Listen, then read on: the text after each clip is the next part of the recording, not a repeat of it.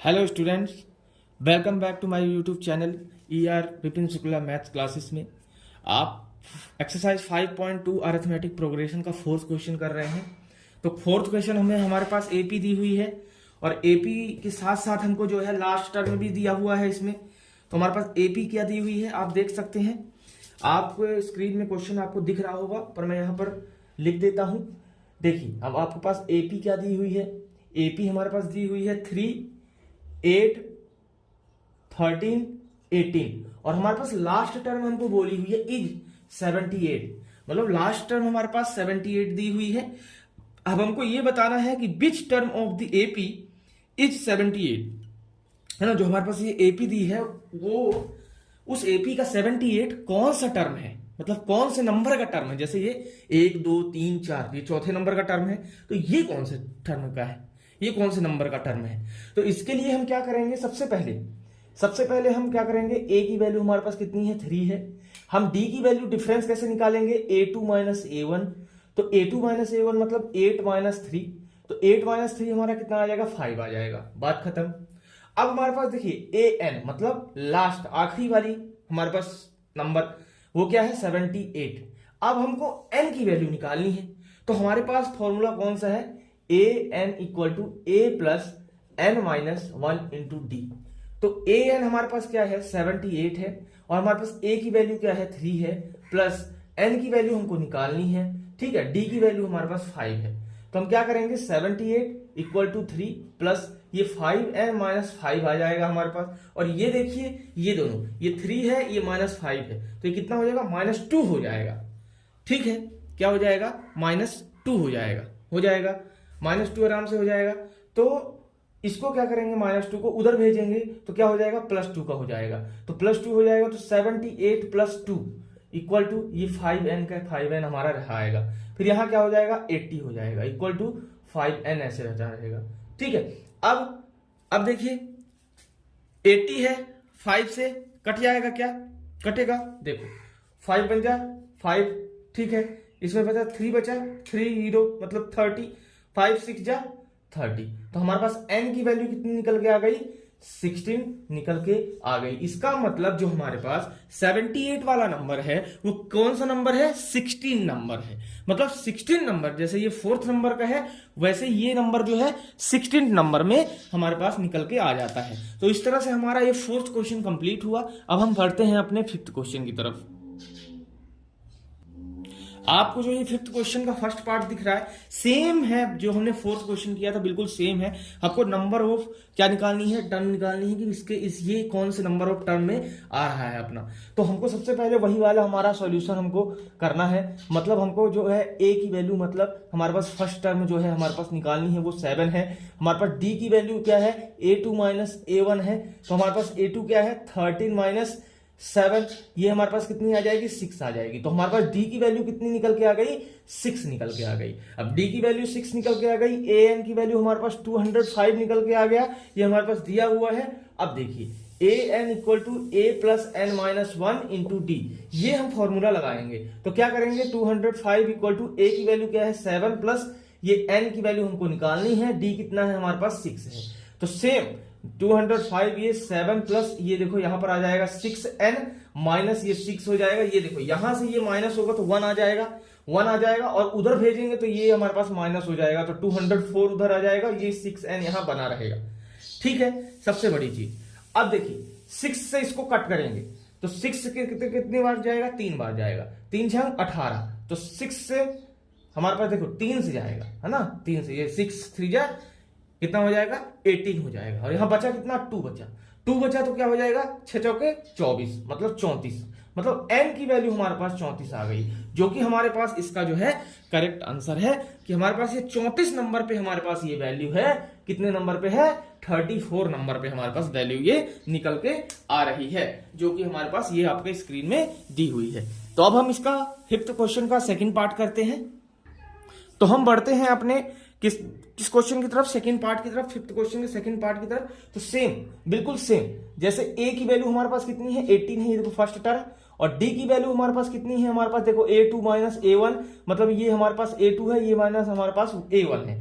तो हमने a2 minus a1, पर ये देखो फ्रैक्शन में है, अब इसको हमने सिंपल फॉर्म में करना है, ठीक है। तो हमारे पास देखो 15 दूनी 30, 31 बटा 2, ठीक है, माइनस 18, ठीक है, ये हमारे पास 18। तो इसको हम क्या कर लेंगे, एलसीएम ले लेंगे, 2 आ जाएगा, ये 31 आ जाएगा, ये 2 से 18 दूनी कितना होता है, 18 दूनी 36 होता है, ठीक है। अब हमारे पास ये कितना निकल के आ जाएगा, माइनस का क्या निकल के आ जाएगा, 5/2 निकल के आ जाएगा। तो ये हमारे पास क्या निकल के आ गया, हमारे पास डी की वैल्यू हमारे पास आसानी से निकल के आ गई। अब हमको देखो एक चीज और दिया हुआ है, ए एन की वैल्यू दी है, ए एन की वैल्यू कितनी दी है, -47, ठीक है जी। अब इतने हमारे पास चीजें आ गई, अब हमको एन की वैल्यू निकालनी है, तो हम वही वाला फॉर्मूला लगाएंगे, a + n - 1 × d। तो हमारे पास ए एन की वैल्यू क्या है, -47, ठीक है, ए की वैल्यू हमारे पास क्या है, 18 है, प्लस एन की वैल्यू हमको निकालनी है, डी की वैल्यू हमारे पास क्या है, -5/2 है, ठीक है जी। हम आराम से करते हैं बिल्कुल तरीके से, -47 = 18 प्लस ये देखिए ये माइनस उधर गया, तो हमारे पास क्या हो जाएगा, ये देखिए यहां का माइनस ये हो जाएगा 5/2, ये n बन जाएगा, माइनस ये क्या हो जाएगा हमारे पास, ये माइनस माइनस क्या हो जाएगा, प्लस हो जाएगा, तो ये देखो प्लस हो जाएगा, 5/2 यहां पर बन जाएगा, ठीक है जी। ये हमारे पास चीजें निकल के आ गई। अब देखिए -47 ये तो है हमारे पास, अब देखो ये है हमारे पास, देखो प्लस का, ये भी है हमारे पास प्लस का, तो 18 प्लस ये 5/2 ये हो गया हमारे पास, देखो ये -5n/2 ये ऐसे का ऐसे रहने दो, ठीक है। अब ये देखो ये हमारे पास आ गया, तो इसको हमने एलसीएम ले लिया 2, ये हो गया 18 हमारा, ये 2 देखो ये हमारे पास देखो 1 सा, ये हमारे पास क्या हो जाएगा, इंटू हो जाएगा, तो ये हो जाएगा 36 प्लस ये हो जाएगा हमारे पास 5 हो जाएगा, -5n/2 ऐसे का ऐसा रहने दो, 47 माइनस का बिल्कुल सेम तरीके से ऐसे का ऐसे रहने दो। अब देखो क्या करना है हमने, यहां मैं मिटा देता हूं, यहां कर देते हैं हम लोग, क्या करना है हमको, देखो -47 है, -47 रहने दो, यहां पर देखो प्लस करेंगे तो कितना आ जाएगा, 41/2 आ जाएगा, -5n/2 आ जाएगा, ठीक है, आ जाएगा। अब देखो सिंपल चीज, ये देखो यहां पर कॉमन निकल के आ जाएगा, देखो यहां कॉमन 2 आ जाएगा, ये देखो 41 - 5n यहां आ जाएगा। अब ये देखो -47 है, ये यहां जाके क्या हो जाएगा, इंटू हो जाएगा आसानी से हो जाएगा, तो ये क्या हो जाएगा, 7 दूनी 14, 1 आया तो 4 दूनी 8, 1 9, मतलब माइनस का 94 यहां पर आ गया, 41 यहां आ गया, 5n हमारा यहां निकल के आ गया। अब ये इधर जाएगा तो माइनस हो जाएगा, -94 - 41 = ये -5n तो बना रहेगा।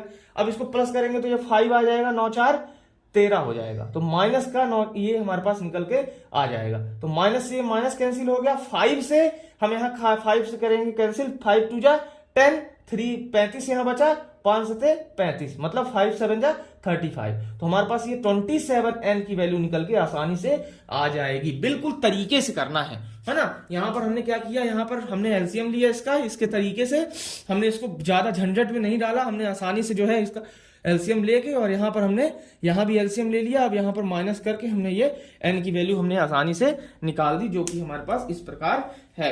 अब हम क्या करेंगे, अब हम ये हमारा कंप्लीट हो गया, अब हम 6th क्वेश्चन की तरफ बढ़ते हैं। तो स्टूडेंट्स, तो हम 6 क्वेश्चन करने जा रहे हैं अपना। इसमें लिखा है check whether -150 is a term of the AP 11, 8, 5, 2।